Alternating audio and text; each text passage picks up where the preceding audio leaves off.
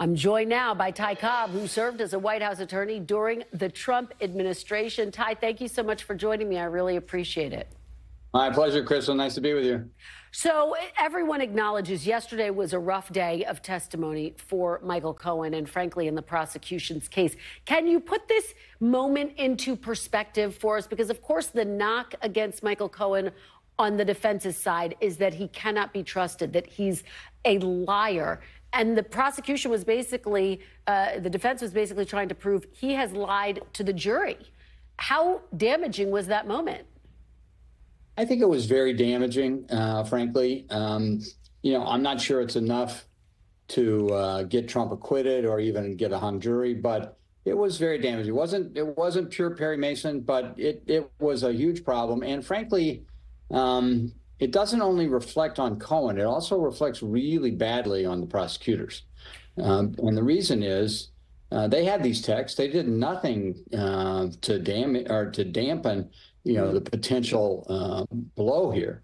They didn't highlight with Cohen that the phone call he was talking about only took 96 seconds. They didn't highlight with him that it was Keith Schiller. They let him testify that he spoke to Trump and told him everything. And now we've got a 96-second call, which clearly was predicated on the harassment that Cohen was receiving from a 14-year-old boy. And he was responding to Schiller's request to call him about that, called Schiller, spoke for 96 seconds, and insists that they not only covered that territory, but that he told Trump everything about the Stormy Daniels matter and how it would be resolved. I don't think jurors believe that, and it brought the lies, which previously had been to Congress, to another federal judge or to another judge in another courtroom proceeding, and to prosecutors and to his family. But it brought this lie into the courtroom, and I think they effectively showed that he lied to this jury. And his counter was, well, I believe, I think Blanche, he may have been histrionic, but I think he looked genuine based on everything I read. And being genuine is something that jurors, relate to and understand, and they look for in counsel, and they have a great barometer in terms of being able to sort out what is acting and what is real. And I think Blanche's anger with Cohen was very real and clearly reflected Blanche thought he was lying. Well, it's so interesting what you say, that to some extent this falls to prosecutors and they could have done a better job of preempting this moment. Given that they will have a chance to redirect on Monday, what do you expect them to do? What do they need to do, Ty? If you were on that team, what do you think you'd need to do in order to turn this moment around? So I think, everybody's going to have a different strategy. All experienced trial lawyers would look at this and, try to figure out what's the right approach. And some may want to cross-examine or do redirect with Cohen on this issue. I think that would be a huge mistake. I think that, prosecutors should leave it alone and try to deal with it in argument. But I'm not sure they're that nimble. And I think that it's likely they may redirect on this, which would then invite recross and give the defense attorneys, another opportunity to pound this lie to pieces with Cohen as the vehicle and in front of this jury, which I think has to be reeling a little bit when it considers Cohen's credibility. When you look at the prosecution's case overall, in addition to the phone calls, they also say, look, there are at least two meetings that they cite, including one in the Oval Office, where they say that former President Trump was discussing what he was going to claim to be business records that were ultimately a hush money payment. I know you said this is not necessarily game over for the prosecution, but how does that moment stack up with those meetings? And if you're the jury, how do you weight both of them?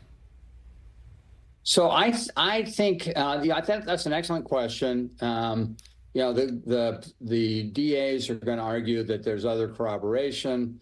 But really, when you break it down, there is corroboration for the fact that, the former president was consulted on the non-disclosure agreements, but non-disclosure agreements are legal.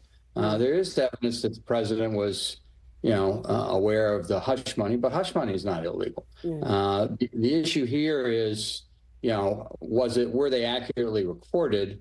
I think, the prosecution has the better of that argument, and that's why I expect this jury to convict. On the other hand, it's not clear how they tie it to the campaign finance crime that appears to be the felony that they are trying to relate these entries to. And I think that's where it's really Cohen's word against everybody else. And I think that's where the problem lies, because he's just not a good foundation for anyone, given his history of, incredible lying and his smarminess and his just wholesale inability to tell the truth in any proceeding, because every other proceeding he's ever testified in, he's had to apologize for or been shown to be a liar. Ty, Mr. Trump initially said he'd be willing to testify. Now it seems like he and his team are backing away from that. Do you think there is any universe where former President Trump testifies in his own defense? No, I never have. And I don't think his team is backing away. I think his team was never there. I think Trump, truthfully, actually, I mean, he has no fear when it comes to these things. He likes to engage, but it would just be absurd. And if I was his lawyer, I would threaten to resign if he insists on testifying, because it is just a fool's errand, and he would be the second biggest liar exposed to this jury, because they would go through all his lies, from the election denials through almost everything he said at a press conference daily in this trial. And that's, there's very little that he can do to help himself here. And I'm sure that's frustrating for him, but his lawyers would never let him take the stand, ever. All right. Ty Cobb, as always, you've helped us to unpack this and understand it much better. Thank you so much for your time. We really appreciate it. Great to be with you, Kristen. Take care. Thanks for watching. Stay updated about breaking news and top stories on the NBC News app, or follow us on social media.